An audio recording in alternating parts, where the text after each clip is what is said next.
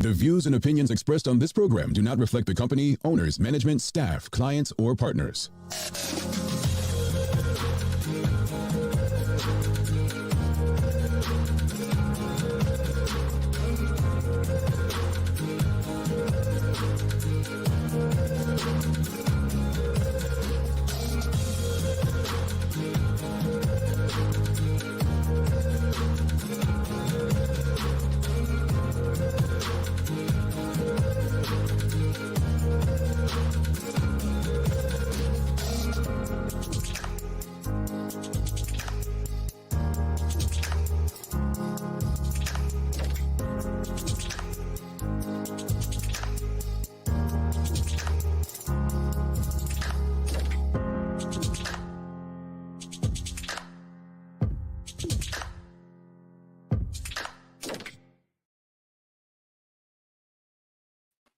It's Tuesday, the 30th day of March, 2021. Welcome to the Daily Hour brought to you by Medical House, One Communications, and Lindo's. I'm Jamal Hartman along with Carla Zul. Thanks for making us part of your daily routine. If you're watching online, share the link. If you're on Facebook, start a watch party. If you're on Twitter, retweet it. If you're on watching on channel 82 or listening on the Full 100 radio station, call us up. I said call us up. Call someone up. Sorry. Call someone up and let them know we're on. Now, every time I drink my juice, like right before we come on, it's like, I don't know, tart, something gets in me and it just can't. So damn nutrients that just shooting right up to your brain. Yeah, that's what it is. Just get in the way of what I'm saying. But we have a good conversation for you today. So get the conversation out there to your network and don't forget to like and engage with us. Davida Roberts and Jody Virgil coming on to discuss accessibility. So this is a huge topic, and I can't wait to get in the conversation with them about it. The daily play is a remember when. So Carla's favorite subject, no, that's geography, but it's history today. But I want to say this. I'm going to give you all a huge hint. We have a lot of people that went the Barkley who watched this show. I didn't. Well, yeah. You didn't. I didn't. But they watched the show. I didn't say we're on. The answer to today is in the Barkley. So all you Barkleyites bragging about gold house, green house, whatever house you are, if you don't get this right, we can't consider you a Barkleyite. All right. So the questions for you Barkleyites, I don't expect Carla to get it, but if she does get it and you don't, I'm gonna question the rights to your Barkleyite citizenship. Yeah. But look, let's begin. We got some positive news for you, right? So Carla, you know, she's a media girl or media queen. Which sounds better, Carla? I'll take girl. It's cuter. She looks. Hopefully the mic didn't catch what I just said. But so Carla's got some you're releasing She-Hub magazine, or is it released already? Depends on where you are. In Manchester, it's been released. So I've been doing literally the old-fashioned way of posting them to people who purchase them while I look for a distributor. And in Bermuda, they hit shelves this morning. So they were all delivered yesterday besides one location because they were closed, but they're in shops this morning. So what do you mean distributor? Like, how does that work? I know nothing about this. Trust me. So it's an actual magazine, the beautiful place, Faro Palacio on the front, Onyx. So you have to find a distributor. So someone that's going to buy it, because I want it to be in grocery stores. And there's a really big book chain here, W.H. Smith, that I would like for it to be in. So that's in the UK? H whatever? W.H. Smith is in the UK, but there's also different grocery stores that I'd like for it to be in. So I have to find, I've got a few leads, and hopefully I have the minimum amount, because remember, it could be like 10,000, right? So I'm hoping I could find someone who will distribute it. If not, I will be mailing every single one out. I have 500 in my foyer as we speak. So talk to me. I mean, what kind of magazine are we talking about? Are we talking about Hugh Hefner or Oprah Winfrey? Although the cover is risque, there are 4 editions. There's a quarterly. First edition is the Love, Sex, Relationship edition. So we're talking about... I got you. No, it's not Hugh Hefner. It's lifestyle. So although the She-Hub brand is dedicated to women, the magazine is dedicated to men and women. So So yeah, some good stories in it. And I've given a few people a sneak peek and gotten really good feedback. So I'm hoping that Bermuda and Manchester, and hopefully we'll see it down in Croydon and everywhere else, supports. Go Where's and purchase where's Croydon? What's that? in South London. So I have a cousin down Oh, there, so she's shopping it down there for me. But there's also an app. The apps aren't live yet. However, the website is. So if they want to purchase digitally, they can do so as well. So I just hope okay. people support. Let's And thank you, Jamal. oops, not the laughing one. Sorry. Oh, not the no. I'm serious. No joke, folks. Honestly, See how I put up with him, people? See? no joke. I was literally looking for the applause. Seriously, it's color coded. I don't remember my colors some days, but this is great, and I look forward to reading it because I love the cover. I do. I like the cover. Well, here's the thing though. For those who's just popping in, this is the cover because I think that sometimes we're a bit too mute when it comes to sexual things. And the story that she gives is really great. But I wanted a cover shot by Jade from Queendom Heights, The Bomb, right? We wanted it to be a conversation piece. So there is nothing explicit in it at all. But we're talking about a host of things: health, relationships, herpes. Is a STI guide, sexual transmitted infections guide, love, all those things. Talking about your yoni, ladies, you know what that is. Jamal, you don't, so it's okay. Oh, okay. I guess this is girl code or whatever. But let's get it. Let's check this magazine out, folks. What's the website? You said it's online. No, so the website is sheup.tv, but I'll drop the link when we're done where people can purchase it online. But it's available, real quick, People's Pharmacy, The Griot, Bermuda Bookstore, Paulaville Pharmacy. They will be in Bermuda Brand Box, Robertson's Pharmacy, Long Story Short, and the Salon Store and the Hub in Warwick. You know what? When you said the Griot, it just took me back to when Ian was on and you said the Griot. The Griot. Carla and I have come a long way with our pronunciations, enunciation, whatever through this show. The one that will always stick out to me is Fine Tech, though. Fine Tech. Ridiculous. We have our challenges, folks. What was it? I said impasse for impasse one time. Yeah, we have our challenges on this show. We ain't perfect, but congratulations again to Carla, and check it out, folks. Support it. It's one of those things where your support determines the success. So just check it out. Support this. This is how we go places. You know? Funny joke. Can I tell a real quick joke? So the gentleman comes to deliver the second shipment, right? And he goes, "What are you doing in there?" Because I live in a flat and he had to leave the boxes outside. And I said, "Oh, I'm a publisher now." And he goes, "From your house?" I'm like, "Yeah." So he walks away, he comes back, and then he asks me a personal question about him dumping his girlfriend. I thought it was so random. It's like he probably wanted to be in the magazine talking about dumping his girlfriend, or he was letting you know he's single. I'm single. that's what it was. All right, well, let's move on. Carla's got Thank a boyfriend, you. everybody. She's got a boyfriend. The George Floyd case started yesterday. Did anyone read anything or watch it? I tried to tune in because it's being aired on various websites on social media. And I just couldn't listen to the witnesses. Like it was almost you listen to the opening statements by the prosecution, you listen to the opening statements by the defense. And I thought it was just me, but the defense would have done well to say, you know what was seen on video was bad and probably shouldn't have happened. However, this is what led to it. But the defense totally ignored that video, totally ignored it, and basically said there's two sides to every story, and you're going to see what Mr. Floyd did basically before that 9 minutes. They have a job to do. As you know, as a journalist, sitting in many, many court trials, and it always bothered me because I was planning on becoming a lawyer as well later in life, but it bothers me when it's like, how can they sit here and defend it? But they have a job to do, they being the defenders.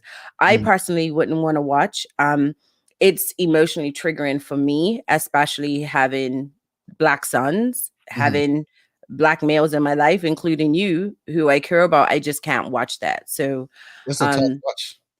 I don't want to see it. But do I have faith in the American judicial system? And based on the history, the guy's gonna get off. I see it. I hope not, but Mm. history has spoken for itself. And you brought up something the other day, which I totally forgot about when we were much younger. Rodney King. This has been happening for years. Mm, mm. So I think that the I remember Trayvon Martin's the case. What's his name? George Zimmerman, and mhm. I was like, this guy's gonna get off. I don't feel the same with this Chauvin case, and I'll tell you why. Based on what I saw yesterday, it seems like the prosecutions pretty much this is probably the smartest case against the officer you'll probably see so far. Why? Because it seems like they are actually painting police in a good light. They're actually using people in the police service force or whatever they call it, on their side to tell a story that this is not normal police training. This is not how policing is supposed to work. And having the 911 dispatcher on and her testimony, I mean, she pretty much said, she thought that the screen was frozen because they were on him for so long. So I don't know. I think if their strategy continues this way, I don't see what I get from the defense is they're going to say that officer Derek Chauvin had no choice based on how Mr. Floyd was acting before. But all you're doing at that point to me is saying you're justifying his death because he was resisting arrest. Well, if that's the case, then the training of the police officers definitely needs to be relooked at. But here's an interesting thing, right? And I've seen this before. How the key thing, let's just say he gets found guilty. They're Mhm. gonna appeal it and say he couldn't have gotten a fair trial, right? You already know that that's going to be one of their defenses. They're going to say, "Oh, they gave him a guilty plea in order to quell the public, because God forbid if they have a repeat of what happened in 2020." So I see it as almost no win. I don't see justice coming out of this at all. I hope I'm wrong, I think but the appeal would have to be on the grounds of something going wrong. I don't think that people, again, picking a jury is hard enough with something like this, right? And so, I mean, you literally have to live without a TV or the internet to be on a jury like that after what happened last year. So just finding the jury, I find crazy. Um, that said, there would have to be a huge technicality if he's found guilty for him to win a retrial. I don't see him winning an appeal. But let's get past this first. Anyway, I mean, that's a long way from now. It's right. going to be interesting. But again, you're right. Like precedent's been set in terms of people getting off from this stuff. I'm just not sure with this new strategy that the defense will, heavy enough to respond. So Breonna Taylor wasn't too long ago. yeah, that never went to court though, and I think with what's his name, the black AG there. I mean, it was just a what show. It was never likely to bring justice or whatnot. Really quickly want to move over. Did you see the pictures for TCD and the videos yesterday? People going to TCD to get tests. I got the videos, right? At first I was like, where is this? Because it was snaking. It's Mhm. like, why would that be there? But does that mean that people are afraid that and are getting tested out of precaution, or could these be I mean, we don't know. Could it be the people that's been contacted by contact tracing? And then that seems astronomical as well. It was comical and scary at the same time Mm, to mm. me. I, Scary because of the public health side of it. I hear a lot of people, and it's interesting because Carla and I were talking yesterday, and I think you might have put a tweet out on the weekend or something saying that people are letting COVID destroy friendships, right? And I thought about it. Like I actually sent you a voice note yesterday because I'm sitting in my car thinking about it before I took my long walk to get lunch. And yeah, don't worry about the walk. And I'm like, I said, hold on.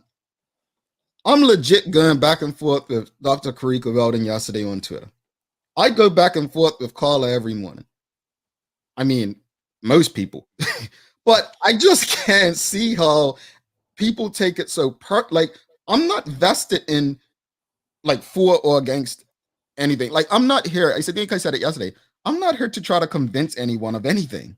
Like I'm legit not. If anything, I just want people to think critically because we're not taught to think critically. Like we go to school, we're trained to think a certain way, and that's not critically.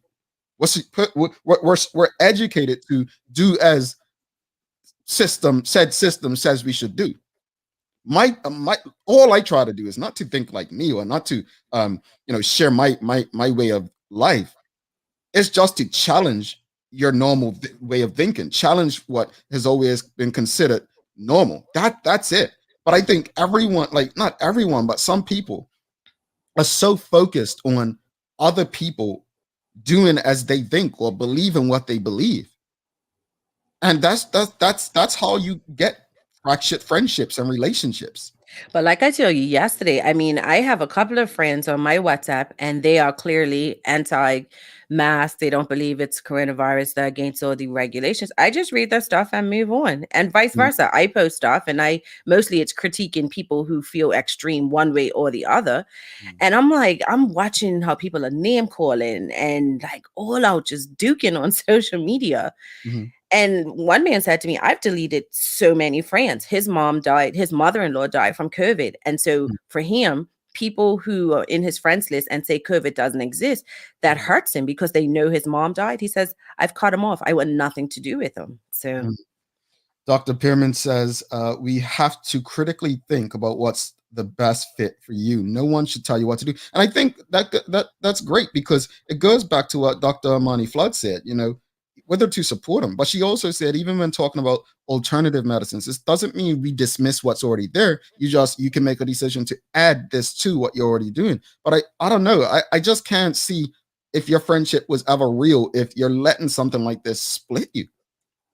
And it tells me that people truly don't respect other people's perspectives, and that goes both ways. It's a very, very divisive topic. I think the whole coronavirus, COVID, it's very divisive, very divisive. I legit just ask questions. I try not to give statements on it because at the end of the day, I'm not an expert and I don't have enough information to question the experts. When I do come across information, when things do pop in my mind, like I asked the question yesterday is, why don't we, and here's the other thing, Bermudians that respond to my social media stuff, keep in mind, I probably have more non-Bermudians on my social media. So when I'm saying I don't see things on the news, I don't watch news in Bermuda. I read news in Bermuda, but I don't watch it. So I'm not speaking about Bermuda news. I'm speaking generally. If any news I watch daily is ABC World News. And I have not seen them on ABC World News promote healthy lifestyles, wellness throughout this pandemic. All I see them doing is reporting on the coronavirus cases and COVID. So I think people just need to keep an open mind, and it keeps that thing I always say, grow beyond your environment. Stop thinking it's all about your space. It's really unhealthy. It's really, really unhealthy when people are like that. Even like for me, I believe in coronavirus, blah, blah, blah, blah. But I was reading something the other day and it made me think, and I was like, let's just say it was you. And I was like, that's what Jamal was referring to. Let me look in this a little deeper. And you might have been anti-COVID. Like that's how open I am, right? But the way I see people fight it, I'm just like, scroll on by, sis. Not your business. Indeed. Terry says, we definitely need to focus on our own health, body, mind, spirit. Dr. Pierman says it's getting really personal and it's pitting people against each other. Indeed. Carla, we got to go to your news break because we have some special guests in the background. Look, folks, this is a very important conversation today. And I'll tell you real quickly before Carla goes to our news break. When I worked in tourism, I'll never forget, I was traveling all over the U.S. Minneapolis was a hotbed for business. And I remember always going to incentive houses and people saying, is Bermuda ADA friendly as of yet? And for those who don't know, that's what they refer to when people ask, is there ADA seating? It's the American Disabilities Act. And the challenge was Bermuda was not. And in the US, a lot of businesses in Bermuda probably would not exist. So this is an important conversation here. And I'm glad that Davida and her team over at the BTA are finally getting a jump on this. So stick with us for a very important conversation. Definitely your feedback is important as well. Carla, over to you.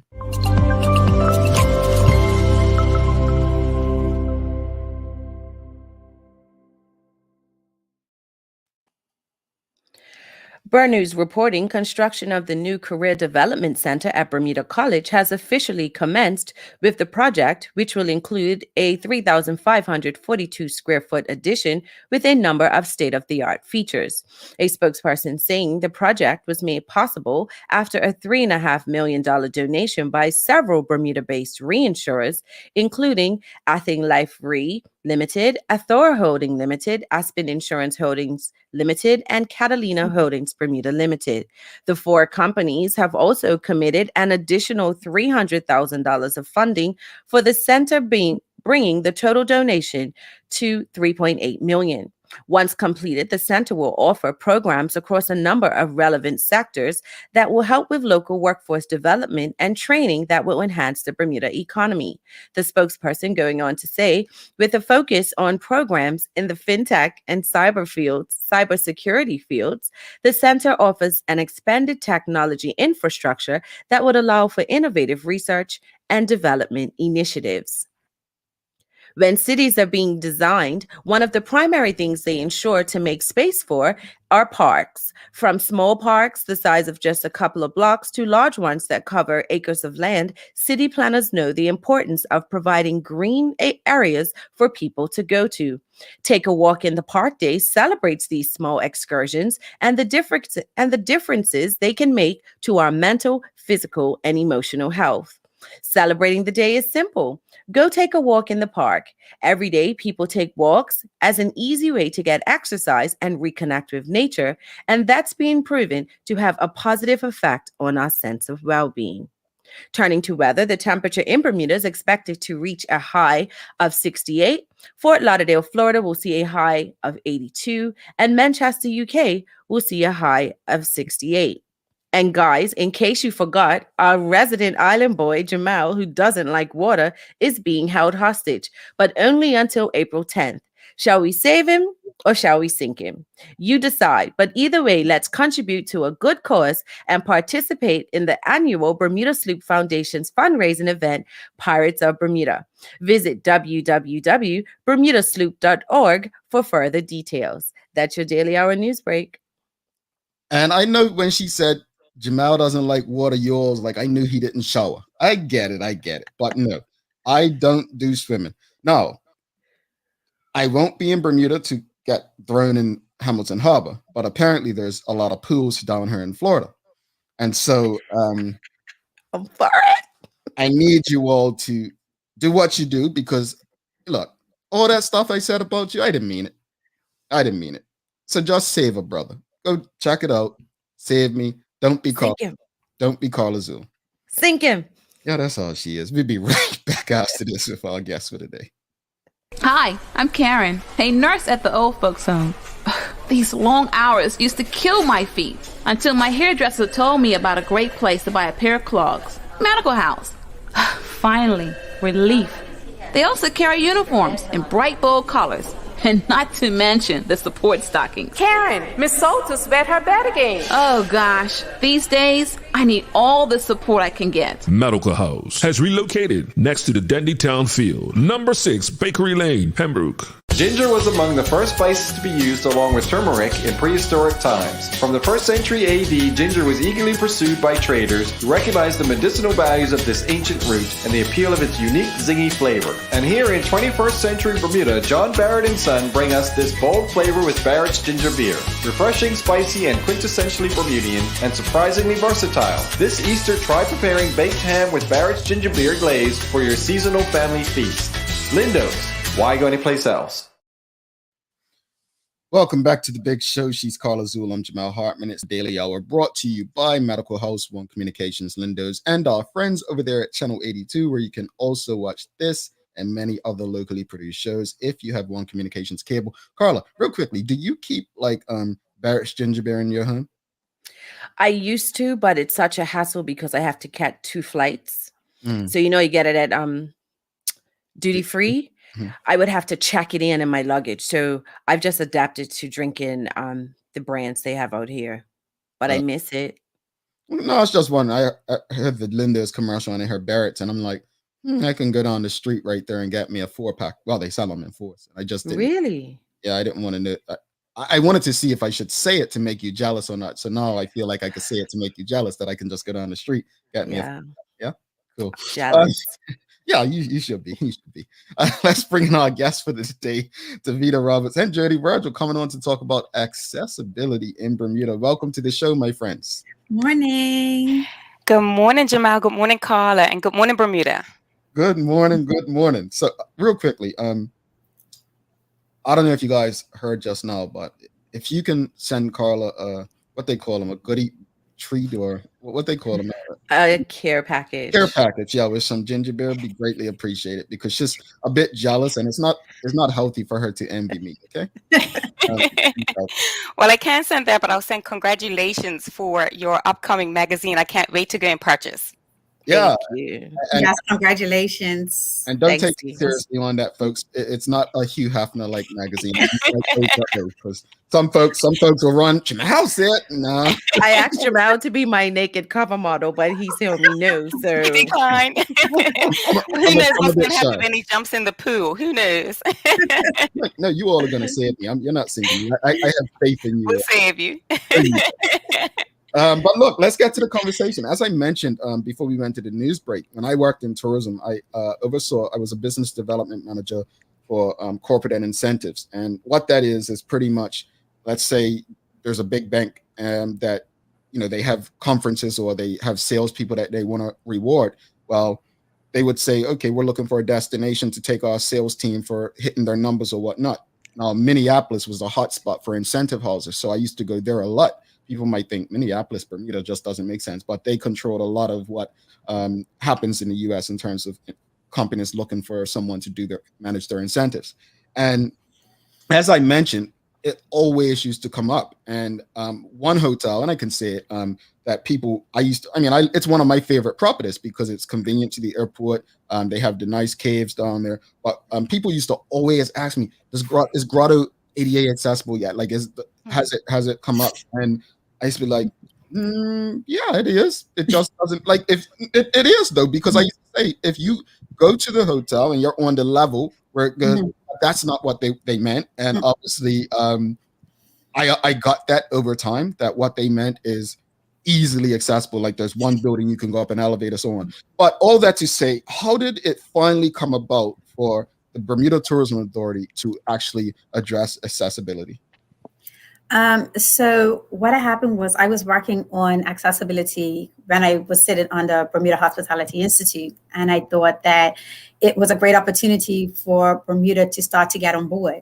As we rode under the Bermuda Tourism Authority and the National Tourism Plan rolled out and started to talk about frictionless travel and a barrier-free, accessible Bermuda, it was the perfect opportunity to kind of put all of this together, because in my eyes, what's the infrastructure without the customer service, right? So when you have guests that come to Bermuda, and let's say they can get anywhere because we're so accessible, but if we don't follow up with the customer service, then they still don't kind of get it, right? So with the accessibility working group that came out of the National Tourism Plan, I started to push it and everybody agreed. At this time, we had the triathlon and all of those types of things going on. So it was a perfect opportunity to push for it. Of course, due to COVID, we had a few setbacks, but we are so excited that finally we were able to pull it together and be able to provide this awareness training that just kind of provides everything when it comes to customer service, how to greet persons with disabilities, how to deal with them, how to handle them. And basically, at the end of the day, it's just treating them like a normal person, to be honest. But what we want is Bermudians to look at it not from just a visitor perspective, but from a resident perspective as well, or the fact that in the future, it could be you or somebody you care about or somebody you work with. And we just want to encourage everybody to take this training so that they're just ready. Okay. So that said, I mean, it's clear that, and I saw some back and forths on Twitter last week, and it created quite the conversation. But it's clear that this is taking a step for locals and tourists. Like it's a step that Bermuda needs to take as a whole. So speak to us about the accessibility awareness training workshops and who should attend based on that. But I'll talk real quick and then I'm going to pass it on to Jody, who's our facilitator. But one thing you did say, I did definitely wanted to make sure. Yes, there was a headline about a few weeks ago that specifically spoke to visitors. And anybody who's heard me talk about this training and knows I'm very passionate about it knows that I'm passionate regarding my residents and making sure that we create an accessible Barrier Bermuda for our residents. Because I feel that when we do for our people, everybody else will benefit from it. But what they can expect from it is a very interactive class. Again, just getting knowledgeable about the right words to use, the different myths, and the best way to approach persons with disabilities. Like I said, I'm going to pass it on to Jody, who's actually from Organized Solutions Bermuda, who we brought on as one of our facilitators to teach the class. Thank you, Davida. And what I always find is that any time that we're learning something different, the first step towards any change is awareness. And then the second piece is acceptance. And I think that you're making an excellent point, Davida. And just to build upon that, this is an awareness-based training that is really going to allow folks to step back and take a look at some of the biases that perhaps they have. Sometimes it's based on some things that we may not know. And so it's an opportunity for folks to think about what they've learned over the years and make that first step into thinking, well, how is it that I can impact? How can I bring value and help to support people who may be living with a disability? When it comes to customer service, it's really about being proactive. It's really about stepping into somebody else's shoes, even for just a quick minute. In 2019, I actually took my grandmother on a cruise. Some family members and I, and it was her first cruise. She's 88 years old. It was a couple of years ago. She actually goes 90 in a couple of months. And one of the aspects that was so great is that if anybody's been on a cruise, it is absolutely accessible, which is fantastic. But what is even more important is the fact that all of the staff on the cruise ship are, number one, very much in line with the idea of treating people with respect first and making sure that we treat people with dignity. And so you get an air of, I guess, adaptability, and also an air of understanding that people want to be able to access the same goods that everybody else can access in the same way. Where it becomes challenging is when people don't understand that. So, for example, for me, it was my first time going on a cruise, and she was in a wheelchair. She has a lot of mobility, but we were, great that we had access to a wheelchair. And there were people and times when people would be pushing past her to get on the elevator very quickly. People were standing in front of us if we were, on the promenade watching a show. And I think sometimes people don't necessarily do it maliciously, but I think they're just not aware. And so this particular training is really about emphasizing and really creating that awareness of how can we treat people? What can we do to support our residents, first and foremost, and then, of course, benefiting from any local that wants to travel here as well. So first step is awareness. So talking about awareness, we hear about disabilities, and sometimes, like you used your grandma and you said a wheelchair. But can you explain for our audience, what are the different types of disabilities that exist? Because they all don't look the same. Sure. And that's a great point. And in the training, we speak about the various types of disabilities. So there are disabilities that we can see. So it could be someone that might be in a wheelchair mobility. It could be someone who is hard of hearing or deaf, someone who's blind or visually impaired. And sometimes we might be able to see that, i.e. we might see a hearing aid or we might see someone with a walker, but sometimes we may not see it. And there are other disabilities in reference to cognitive or intellectual disabilities, or speech impediments as well. So oftentimes that's a key element in the sense of we don't know what anyone is experiencing. And so it's really important to kind of raise that level of awareness and raise that observational skill. And that's one of the first key elements in customer service, being observant enough to raise your antennas just a little bit. Again, stepping outside of your own self and into the shoes of somebody else, because everyone can get into that position. Everyone can be in that position at some point or another, whether it's through an accident or whether it's through a health challenge.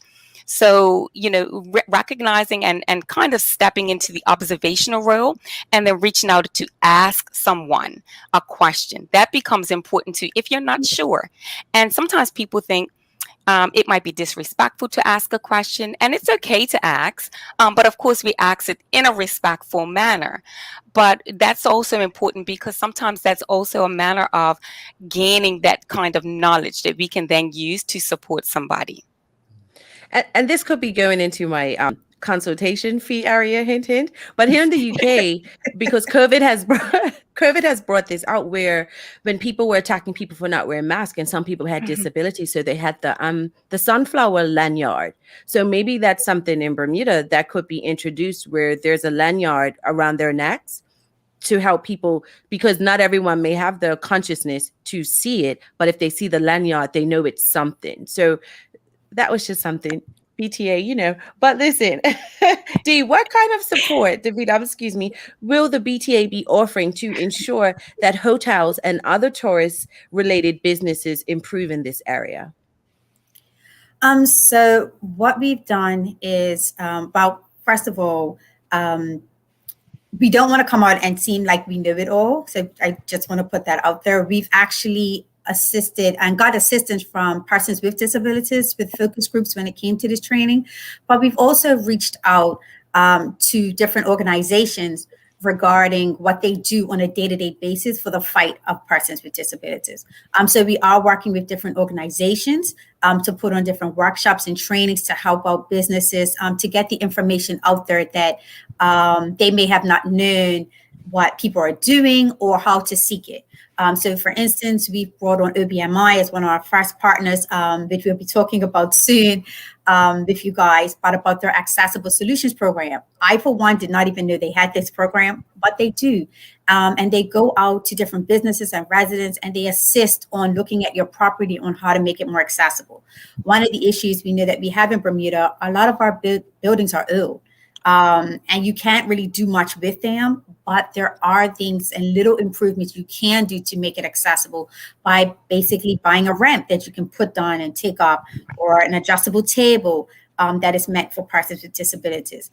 Little small features like that. So looking forward to bringing them on and getting them workshops out for businesses. We've been talking to the Disability Center with Lakeisha Wolf.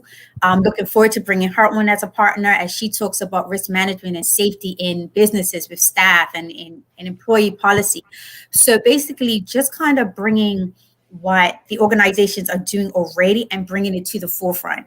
I understand what it feels like working for smaller businesses and sometimes could be overshadowed by bigger companies, right? And we don't want to do that. So we want to make sure that they are seen, they are heard, and we're using what they have to assist with businesses going forward. Now on to the end user. How does the BTA plan to make the island more appealing to those outside of Bermuda with disabilities? Well, we're looking at all different aspects. We know that there's been talks with the minister, as you've heard, with certain things that are coming on board with dock restructures and buses and things of that nature. So from that point of view, conversations are being held. If I haven't mentioned, on the accessibility working group, we do have Minister Tanae Farber, who sits as our chairman, and Keith Simmons, who sits as our deputy chair. So we definitely have those conversations. We know that obviously going through those big infrastructures takes time. And so what we're looking at is what we can do or what we can have control over, which is the customer service portion. So when we are doing stuff in our marketing, we're making sure that we're looking at that it benefits everybody. How are we opening up the doors to everybody and when we're marketing? So we're learning as we go as well, on how to do better. Because again, just like me, I took my mobility for granted. I didn't think of accessibility before it just hit me, and I was like, maybe we should get into this. And then I started to build a passion for it. But just like others, I just took it for granted. I didn't think of it. I didn't have anybody in my family that that needs it. I'm not. So what we're trying to get is people to look at the future of it, and how they can start to make small changes within their businesses, their company, and for themselves, so that at any point in time they became the one that needed the assistance. Bermuda is ready and empowered and can assist. Okay. Let's go to the audience. We have Leslie White says, what's sad is that we haven't, I believe, had accessibility for residents forever. The railway has gates and bars across at intervals that make it very unfriendly to people with mobility issues. Ridiculous. With that said, I know that one of the, at least conversations that I was part of when I was in tourism, with that Bermuda just doesn't have the space for accessibility. Is this necessarily true? In some cases, I will say that will be true, because we can't touch or move or restructure certain things. But again, I don't think that we should just run on it. I definitely say that we should investigate things and look into things. Again, we have companies out there like the OBMI who you can come in and they will come and look and help you and assist you in those areas. I also think more conversations need to be had. Again, from the BTA's perspective, we haven't touched anything like that per se. However, we did get involved with, I want to say it's the St. Peter's Church, and we made that more accessible for visitors recently. So we are starting to assist in small areas across the island to try to make it more accessible, but it will definitely take time. But what we can get our hands on and kind of help right away is the customer service. I feel that if a visitor or a local was going to a business and they weren't accessible in the sense, but you had great customer service and you went the extra mile with them, I think that goes much farther than if they were unable to, say, enter your store. It could be something they're looking for. Maybe you bring it out to them. Maybe, you describe it to them, however it is. But I feel that customer service just tends to go much further. The same way as if I was traveling or you was traveling with your family, you look for that exceptional customer service. And it can make up for some of these smaller sort of issues we may have right now while we're working on it. Davida, just to, if I might, just to build upon that as well, I think that Bermuda and all of us have the opportunity to really look at how we can bring value. It's in the same sense of, we always talk about how expensive Bermuda is. And oftentimes we can't necessarily do something about that right now. Not saying that it's not important, but what we can do is continue to provide that extra value. At this point, it's really about being proactive. Like Davida said, we're all learning here, and this has been an absolutely phenomenal opportunity for all of us, including myself, to learn more about this particular issues and concerns and challenges. And we all of us have the ability to sit right here where we are and start to become an ally, start to bring somebody from being invisible and being ignored to really looking at the concerns and challenges. And one of the biggest I guess, concerns that have been raised to us is just the feeling of not being respected, just the feeling of not feeling as if if I have a concern, I can raise it with a manager and not be considered less than when I'm raising it. And I think that's one of the biggest pieces about kind of the empathy and not sympathy. Certainly, we want to distinguish between that, because anybody, whether you have a disability or not, we don't want people to feel sorry for us, but we want people to understand our perspective. And so this is a great opportunity for us to kind of combine the conversations that we do need to have about legislation and about infrastructure, but really combine it and have a movement behind these conversations so that we can all advocate for someone who might have a disability, because it could be us one day. And this is a great opportunity for that. Indeed. Rosalind Famous asks, will members from the public who have a disability be part of the panel/workshop?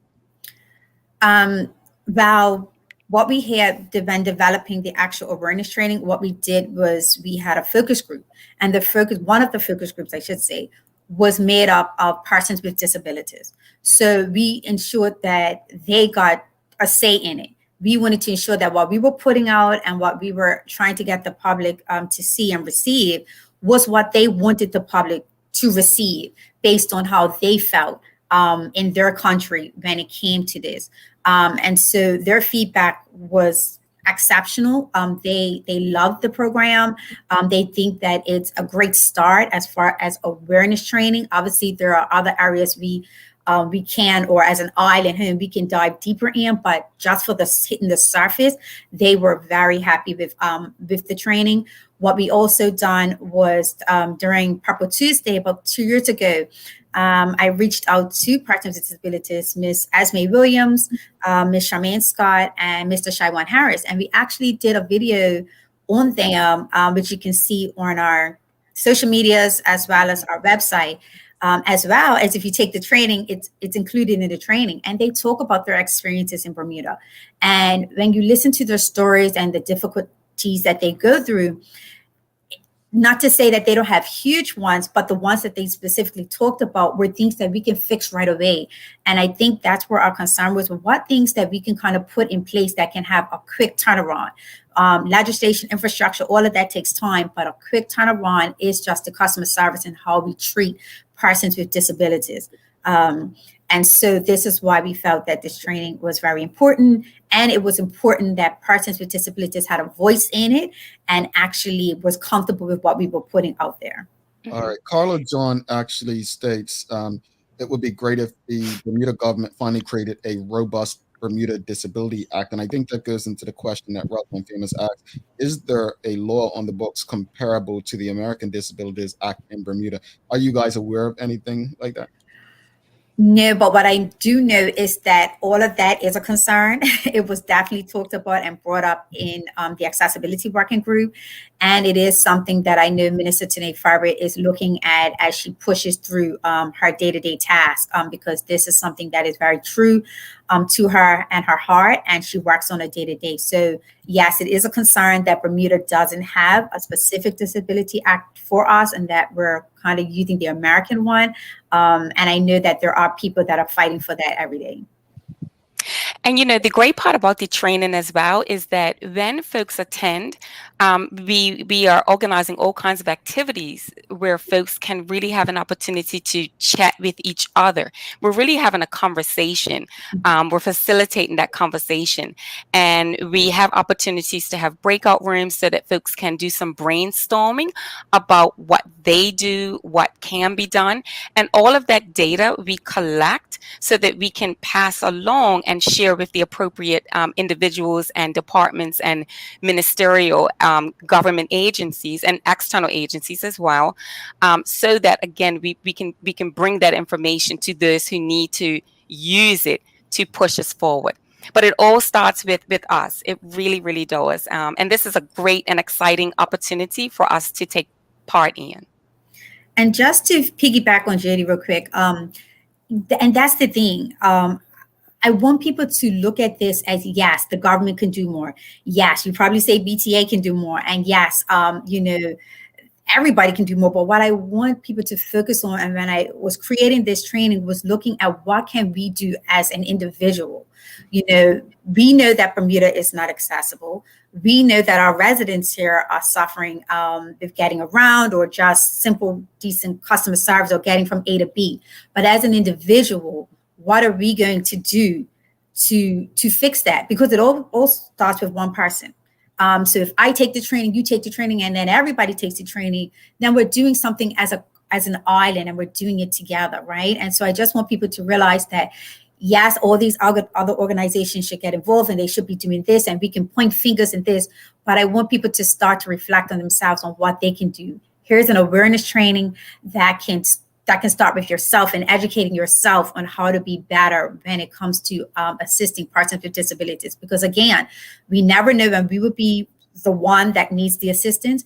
We never know when a family member will be. And we never know when one of our colleagues that we're working with could be as well. So it could happen at any time. And we're just asking people to empower themselves with the knowledge so that we can make Bermuda more accessible for everybody.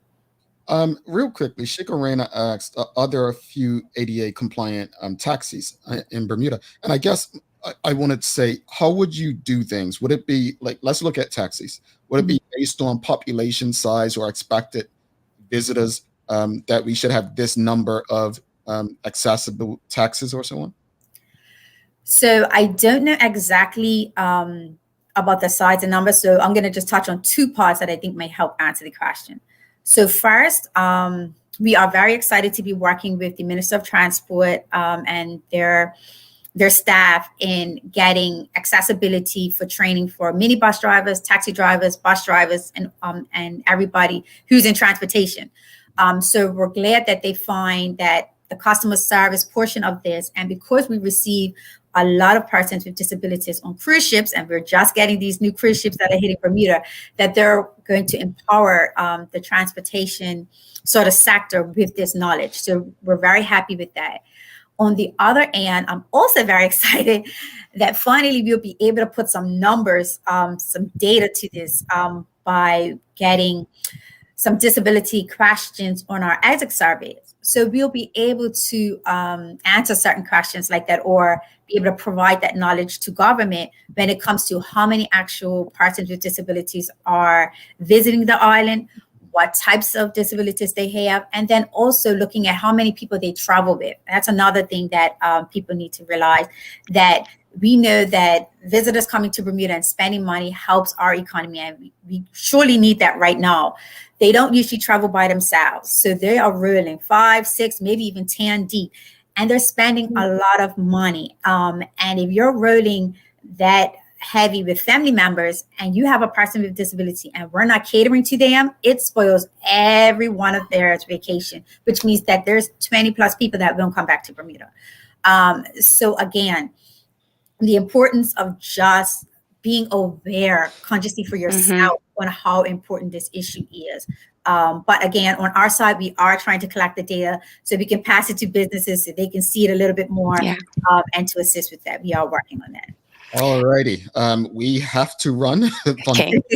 But it has been a pleasure having you both. This is, I've taken a lot in. This is an important initiative. And I think because of my own experience from a tourism perspective, it's long overdue. So congratulations on getting behind this and getting it going. And Jody, we just always admire whatever you're going to be a part of. So I know it's good having you a part of this. Thank you. It's really exciting, and it's really something that's for all of us. It starts with us as residents and extends to visitors. So I'm excited about it. So thank you so much. No problem. Real quickly, before you all go, when is the workshop again, and how can people learn more? Yes, so we have a few training sessions coming up, April 13th, the 21st, 27th, and May 1st. You can go to bermuda.com/BTA. And what I will also do once the show ends, I'll actually put the link in the comment section as well. All right, Davida Roberts and Judy Virgil, thank you so much. It's a pleasure. Thank you. Look forward to having you both back. Thank you, Jamal. Thank you, Carla. Thanks, Thanks Bermuda. for your passion. All righty. We're going to take a quick break. Thanks again to both ladies. Trust me, that is something that Bermuda definitely needs to happen. And when Bermuda bounces back, which it will, from a tourist perspective, I think we'll be in good shape. So stick with us. Barclayites, get ready. If anyone from Barclay does not know the answer to today's daily play, give up your citizenship as a Barclayite. Question is on you. I'm not putting it on Carla today. I don't expect her to know this, but Barclayites, this is on you. We'll be right back. I already know the question.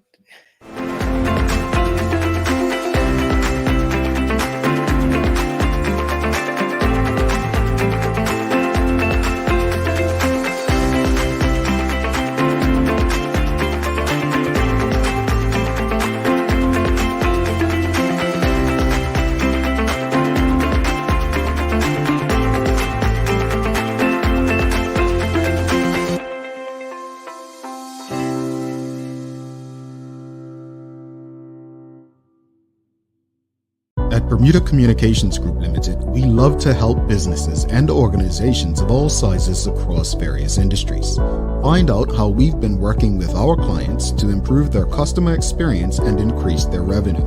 Send us an email to contact@bermudacommunications.com to see how we can assist you next. All right. Thanks again to One Communications, Linda's Medicals, our friends over at Channel 82. We are back. She's Carla Zul. I'm Jamal Hartman. It's the Daily Hour. Thanks again to Jody Virgil and Davida Roberts. Great initiative they're working on. Barclayites, are you ready? By the way, if you enjoyed today's conversation, make sure you smash a like, give us some reaction. If you found something that Carla said funny, I know it's hard, but give us a laugh emoji or whatnot. Make sure you subscribe to our channel on YouTube as well, but just give us some love, show us some love. Let us know what you thought of today's guest and the conversation. Here's the daily. So you said, you know what the question is going to be. What's the question, Carla? When was Barclay founded? No, that would be too easy. Okay, because I don't know the answer, but that would be too easy. Here we go. Today's daily play, folks. Barclayites. Hold up. Are there any Barclayites in the comments? Let's see if there's any Barclay people in the comments. Are you? Did you go to Barclay? Let us know, Carla. I see one. You see one? Carla sees one. Where are the Barclayites at? We need you to show your hands because I need to make fun of you if you don't get this. All right, we have one. Dr. Kendra Lee Pierman is a Barclayite. Any more Barclayites in the building? Let's go. They don't want to say yes. You know why, Carla? They don't want to say yes because if they get it wrong. Yeah. Resource. Hers the funny. It's autocorrects messed it up. I know she's upset. I'm gonna put you out there. She resource for them. We've got Camila Weeks, Davida O'Brien, Carla John. Wow, all these Barclayites. All right, so Barclayites, you all should know that. Look, she fixed it. Did you go or graduate? Well, went or graduated. Angela says yes. All right. So Barclay has a big following. Here's the question today, Barclayites, and you must give the answer in 20 seconds or less. Here we go. So I don't have to play then. No, yep. If you know it, but chances are you don't. Who was the first Bermudian principal of the Barclay Institute? Mr. Farbit. What's the full name? Mr. Dean Farbit, I think. No. It's Mr. Farbit, though. Come on, give me some credit. We need a full name. We need a full name. We need a full name, not Mr. Farbit. She just said Dean Farbit. So no, it's not Mr. We need a full name. What was the name of the I'm proud. I did my part. F.S. Farbit. Yes, that's the initials. But why can't we get a full name? Frederick Farbit. Fred Farbit. Look at her. She got it, folks. She got it. Give us some love. Give us some love. And I went Work Academy. Everybody said FS, but I just wanted somebody to say the full name. Yeah, it was Frederick Shirley Farbit. That was the first Bermudian principal of the Barclay Institute. We got to give Carla some love, folks. Got to give her some crap. You know, she got it. She got it. Can I be an honorary Barclayite for just the next 3 minutes? She won't say in Barclayites. Can you let a Work Academy person in? Can you let a person in? They're being mean, but anyway. Give us some inspiration. Well, see, hold on. Let me go to Dr. Pierman says he was referred to as FS. Oh, I get that, but I wanted his full name. No excuses. I'm gonna hold Stacy out about resource for them. What autocorrect done her dirty this morning. Resource. Go ahead, Carla. I don't need easy. I just need possible. Bethany Hamilton. There you go. There you go. Any final thoughts on today's show? Yes. I just loved. Kudos to Davida with her passion, and Jody, of course, is vibrant in everything she does. But I wish this round Bermuda becomes more accessible to those with disabilities. And us as people, let's do more to make it more accessible. All righty. All right. Thanks again to all the Barclayites out there giving it to me. And we appreciate you. Thanks again to Davida and Jody for the conversation. Very informative, long overdue, as I stated. Tomorrow, we're ending it with Weldon Wade. So short week again. All I can say is, folks, be safe out there. Take care of yourselves. Thanks again to our partners, Medical House, One Communications, and Linda's, for ensuring that we're able to do this with you on a daily basis. As always, we appreciate you, we love you, and we thank you for making us part of your daily routine. If all goes well, we'll be back to do this again with you tomorrow. She's Carla Zul. I'm Jamal Hartman. Resource for them, my family. Make it a great day.